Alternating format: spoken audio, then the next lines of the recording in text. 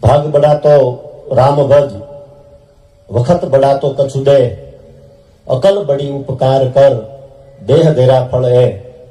एनो मतलब ई छे કે ભાગ હારા હોય તો ભગવાનનું નામ લ્યો, સમય હારો હોય તો કોકને કંઈક આપો, અને કુદરતે બુદ્ધિ વિશિષ્ટ આપી હોય તો કોક ઉપર ઉપકાર કરો. કે કોઈ સામાજિક રીતે પછાત હોય, કોઈ આર્થિક રીતે પછાત હોય અને કોઈ વૈચારિક રીતે પછાત હોય. આમ તો આ પછાત શબ્દ કોઈને ગમતો નથી અને ન જ ગમવો જોઈએ.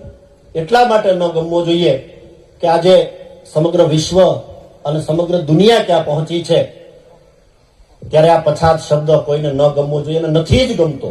અને હું એવું માનું છું કે એ વ્યાજબી પણ નથી. અને એટલા માટે મારે તમારે વિચાર કરવાની જરૂર છે કે કદાચ આર્થિક રીતે હું ને તમે પગભર નહીં હોય એટલે કે પછાત હશું તો ચાલશે.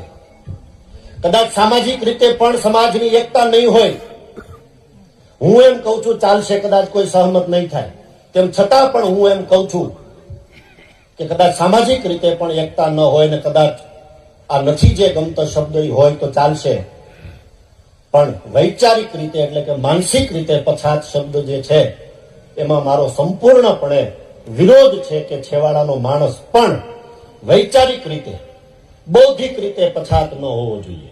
અને બાપુ હું એવું માનું છું કે કદાચ બૌદ્ધિક રીતે હું ને તમે માત્ર આહિર સમાજ નહીં, માત્ર આ પરગણામાં વસતા લોકો કે સમાજ નહીં, પણ સમગ્ર વિશ્વની અંદર વસતો દરેક માનવ વૈચારિક રીતે પછાત ન હોય ને એ ખૂબ જરૂરી છે.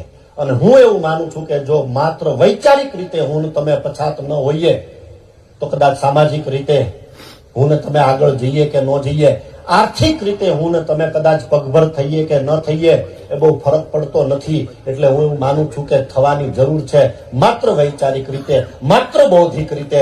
તો મને એવું લાગે છે કે ઘણું બધું થશે.